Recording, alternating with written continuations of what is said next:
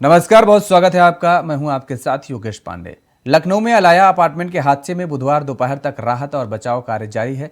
प्रदेश के DGP DS Chauhan का कहना है कि रेस्क्यू में अभी 24 से 48 घंटे और लग सकते हैं। अभी भी कई लोग मलबे में फंसे हुए हैं और उन तक ऑक्सीजन पहुंचाने का प्रयास किया जा रहा है। राहत और बचाव कार्य में पुलिस, एसडीआरएफ, अग्निशमन विभाग और सेना के जवान भी शामिल हैं।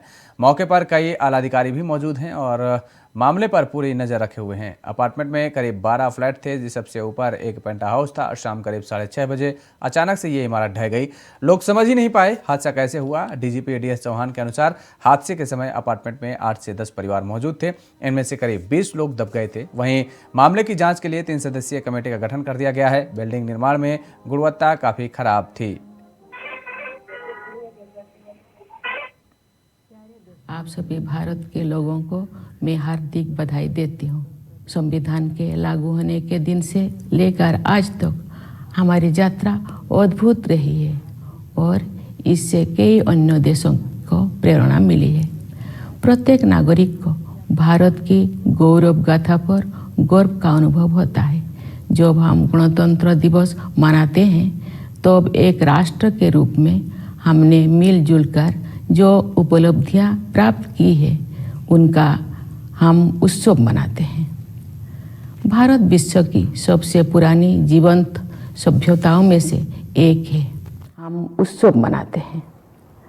भारत विश्व की सबसे पुरानी जीवंत सभ्यताओं में से एक है। भारत को लोकतंत्र की जननी कहा जाता है, फिर भी हमारा आधुनिक गणतंत्र युवा है। स्वतंत्रता के प्रारंभिक वर्षों में हमें अनगिनत चुनौतियों और प्रतिकूल परिस्थितियों का सामना करना पड़ा। लंबे विदेशी शासन के अनेक बुरे परिणामों में से 2 कुप्रभाव थे, भयंकर गरीबी और निरक्षरता। फिर भी भारत अविचलित रहा।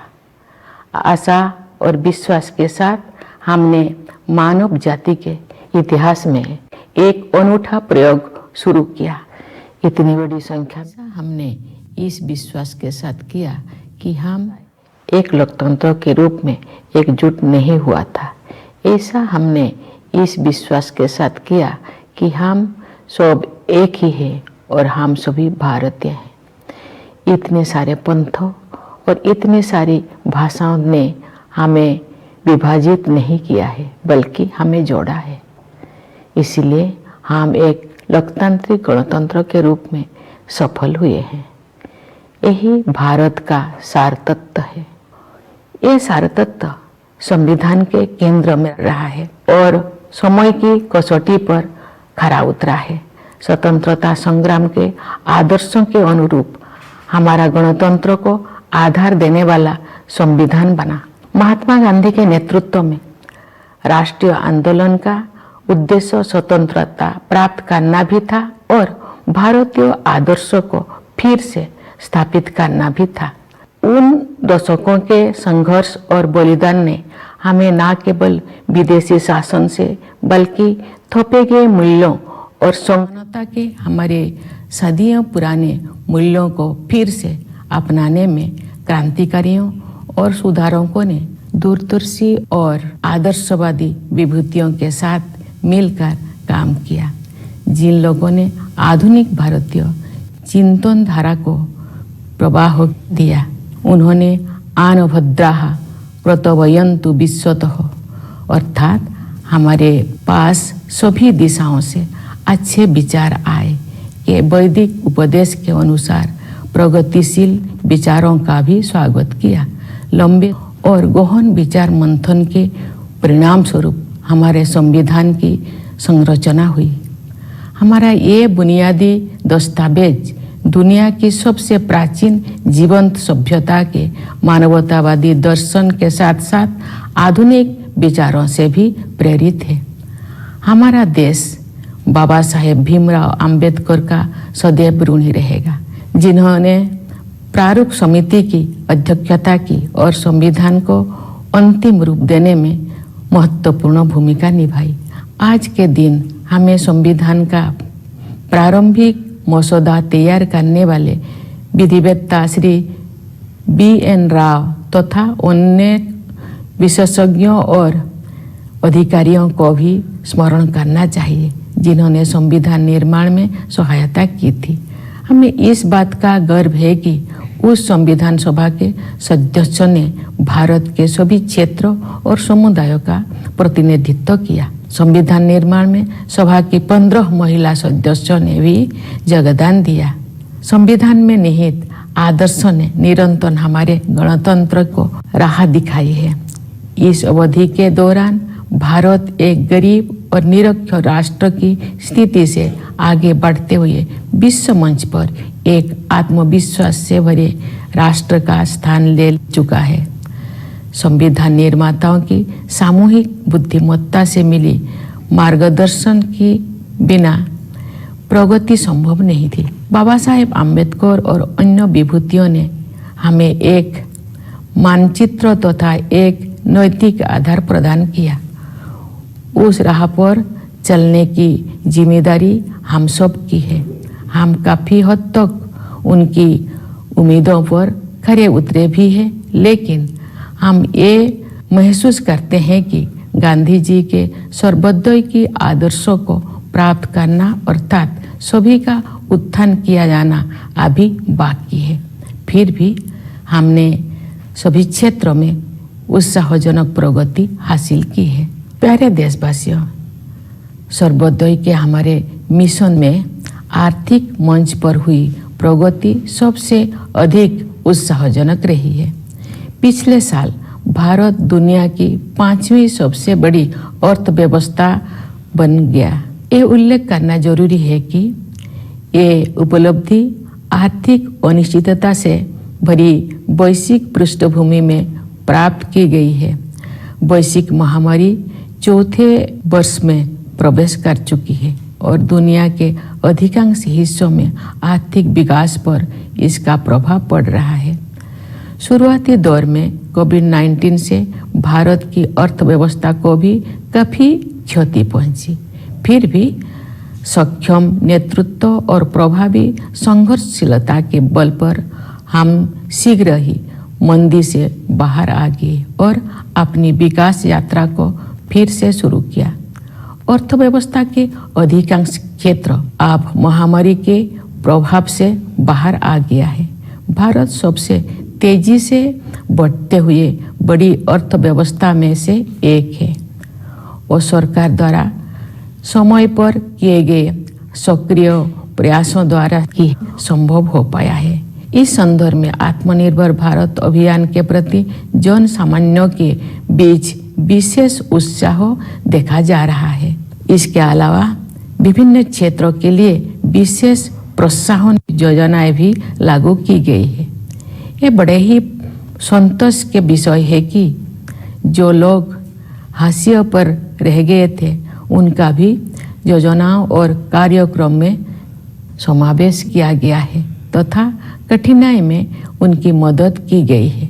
मार्च 2020 में घोषित प्रधानमंत्री गरीब कल्याण अन्न योजना पर अमल करते हुए सरकार ने उस समय गरीब परिवारों के लिए खाद्य सुरक्षा सुनिश्चित की जब हमारे देशवासी कोविड-19 की महामारी के कारण अकस्मात उत्पन्न हुए आर्थिक व्यवधान का सामना कर रहे थे। इस सहायता की वजह से किसी को भी खाली पेट नहीं सोना पड़ा। गरीब परिवारों के हित को सर्वोपरि रखते हुए इस योजना की अवधि को बार बार बढ़ाया गया तथा लगभग 81 करोड़ देशवासी लाभान्वित होते रहे। इस सहायता को आगे बढ़ाते हुए सरकार ने घोषणा की है कि वर्ष 2023 के दौरान भी लाभार्थियों को उनका मासिक राशन मुफ्त में मिलेगा। इस ऐतिहासिक कदम से सरकार ने कमजोर वर्गों को आर्थिक विकास में शामिल करने के साथ साथ उनकी देखभाल की जिम्मेदारी भी ली है। हमारे अर्थव्यवस्था का आधार सुदृढ़ होने के कारण हम उपयोगी प्रयासों का सिलसिला शुरू करने और उसे आगे बढ़ाने में सक्षम हो सके। हमारा अंतिम लक्ष्य एक ऐसा वातावरण बनाना है जिससे सभी नागरिक व्यक्तिगत और सामूहिक रूप से अपनी वास्तविक क्षमताओं का पूरा उपयोग करें और उनका जीवन फले फूले। इस उद्देश्य की प्राप्ति के लिए शिक्षा ही आधारशिला तैयार करती है। इसीलिए राष्ट्रीय शिक्षा नीति में महत्वाकांक्षी परिवर्तन किए गए हैं। शिक्षा के दो प्रमुख उद्देश्य कहे जा सकते हैं। पहले आर्थिक और सामाजिक सशक्तिकरण और दूसरा सत्य की खोज। राष्ट्रीय शिक्षा नीति इन दोनों लक्ष्यों को प्राप्त करने का मार्ग प्रशस्त करती है। यह नीति शिक्षार्थियों को 21वीं सदी की चुनौतियों के लिए तैयार करते हुए हमारी सभ्यता पर आधारित ज्ञान को समकालीन जीवन के लिए प्रासंगिक बनाती है। इस नीति में शिक्षा प्रक्रिया को विस्तार और गहराई प्रदान करने के लिए प्रौद्योगिकी की महत्वपूर्ण भूमिका को रेखांकित किया गया है। हमें कोविड-19 के शुरुआती दौर में ये देखने को मिला कि प्रौद्योगिकी में जीवन को बदलने की संभावनाएं होती है। डिजिटल इंडिया मिशन के तहत गांव और शहर की दूरी को समाप्त करके सूचना और संचार प्रौद्योगिकी को समावेशी बनाने का प्रयास किया जा रहा है। दूर दराज के स्थानों में अधिक से अधिक लोग इंटरनेट का लाभ उठा रहे हैं। बुनियादी ढांचे में हुए विस्तार की सहायता से सरकार द्वारा उपलब्ध कराए जा रहे विभिन्न प्रकार की सेवाएं लोगों को प्राप्त हो रहा है। हम विज्ञान और प्रौद्योगिकी के क्षेत्र में अपनी उपलब्धियों पर गर्व का अनुभव कर सकते हैं। अंतरिक्ष प्रौद्योगिकी के क्षेत्र में भारत गिने चुने अग्रणी देशों में से एक रहा है। इस क्षेत्र में काफी समय से लंबित सुधार किए जा रहा है और अब निजी उद्यमों को इस विकास यात्रा में शामिल होने के लिए आमंत्रित किया गया है। भारतीय अंतरिक्ष यात्रियों को ले जाने के लिए गगनयान कार्यक्रम प्रगति पर है। ये भारत की पहली मानवयुक्त अंतरिक्ष उड़ान होगी। हम सितारों तक पहुंचकर भी अपने पांव जमीन पर रखते हैं। भारत का मंगल मिशन असाधारण महिलाओं की एक टीम द्वारा संचालित किया गया था और अन्य क्षेत्रों में भी बहनों और बेटियां आप पीछे नहीं है। महिला सशक्तिकरण तथा महिला और पुरुष के बीच समानता अब केवल नारे नहीं रह गए हैं। हमने हाल के वर्षों में इन आदर्शों तक पहुंचने की दिशा में काफी प्रगति की है। बेटी बचाओ बेटी पढ़ाओ अभियान में लोगों की भागीदारी के बल पर हर कार्य क्षेत्र में महिलाओं का प्रतिनिधित्व बढ़ रहा है। राज्य की अपनी यात्राओं, शिक्षण संस्थानों के कार्यक्रमों और प्रोफेशनल्स के विभिन्न प्रतिनिधि मंडलों से मिलने के दौरान मैं युवतियों के आत्मविश्वास से बहुत प्रभावित होती हूँ। मेरे मन में कोई संदेह नहीं है कि महिलाओं की आने वाले काल के भारत को स्वरूप देने के लिए अधिकतम योगदान देंगे।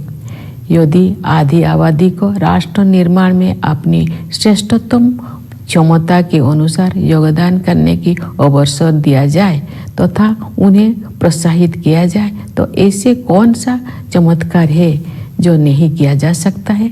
सशक्तिकरण की यही दृष्टि अनुसूचित जातियों और अनुसूचित जनजातियों सहित कमजोर वर्गों के लोगों के लिए सरकार की कार्यप्रणाली का मार्गदर्शन करती है।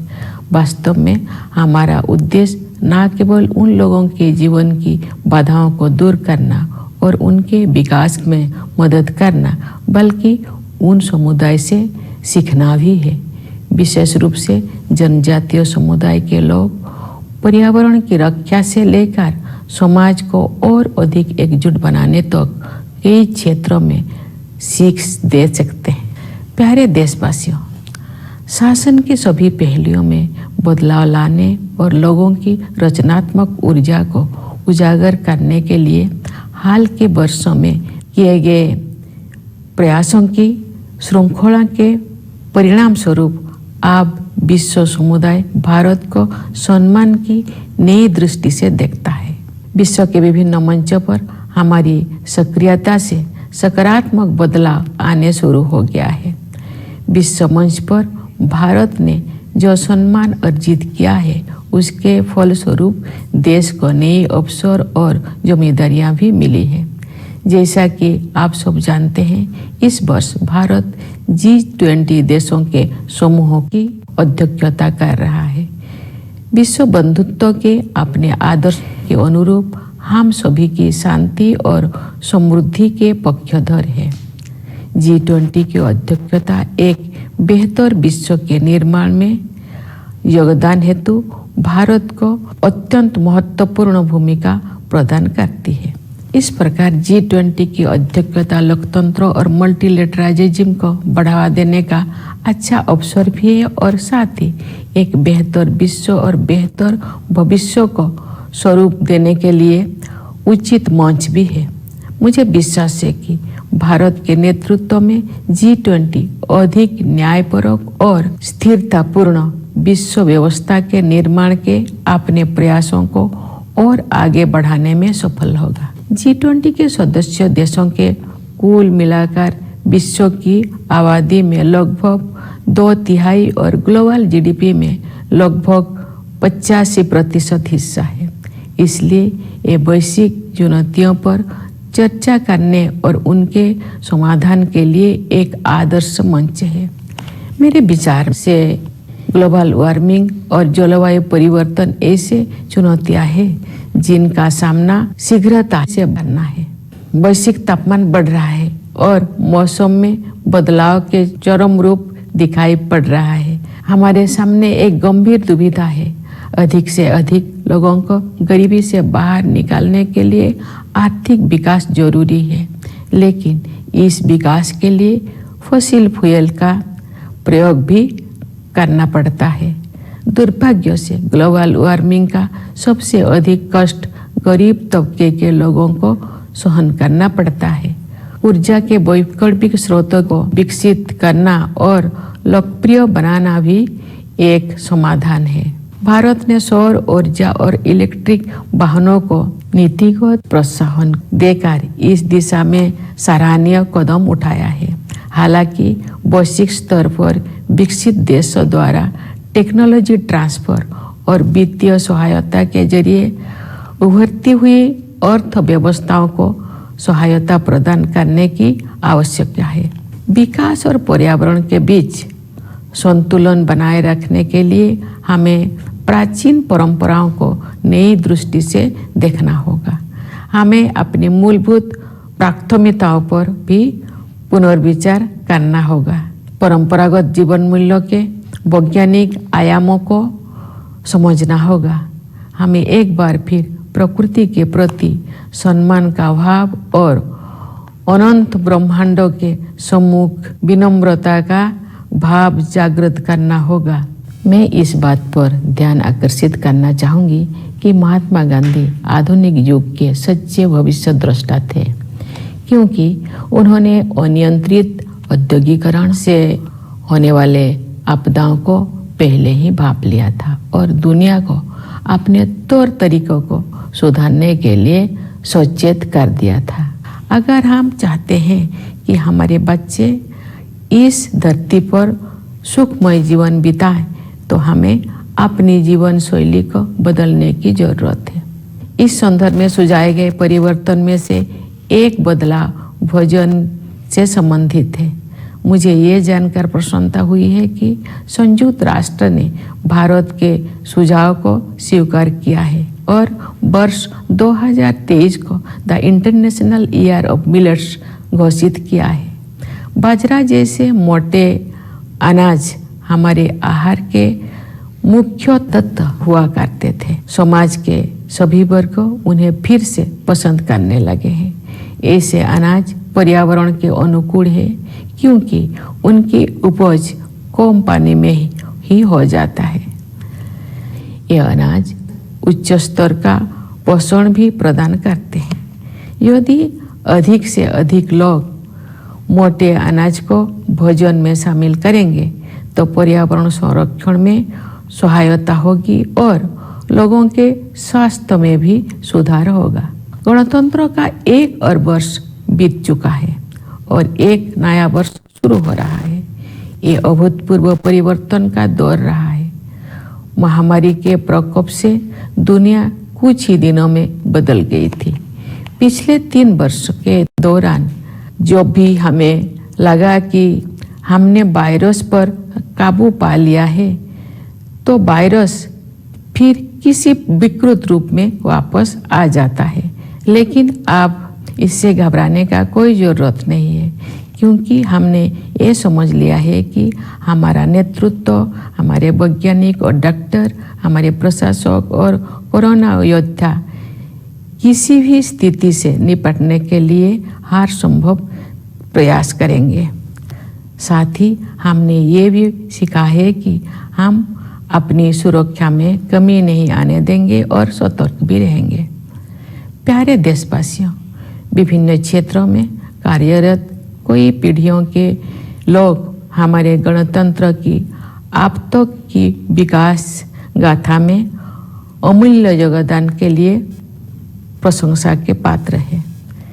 मैं किसानों, मजदूरों, वैज्ञानिकों और इंजीनियरों की भूमिकाओं की सराहना करती हूँ, जिसकी सामूहिक शक्ति हमारे देश को जय जवान, जय किसान, जय विज्ञान, जय अनुसंधान की भावना के अनुरूप आगे बढ़ने में सक्षम बनाती है। मैं देश की प्रगति में योगदान देने वाले प्रत्येक नागरिक की सराहना करती हूँ। भारत की संस्कृति और सभ्यता के अग्रदूत प्रवासी भारतीयों का भी मैं अभिवादन करती हूँ।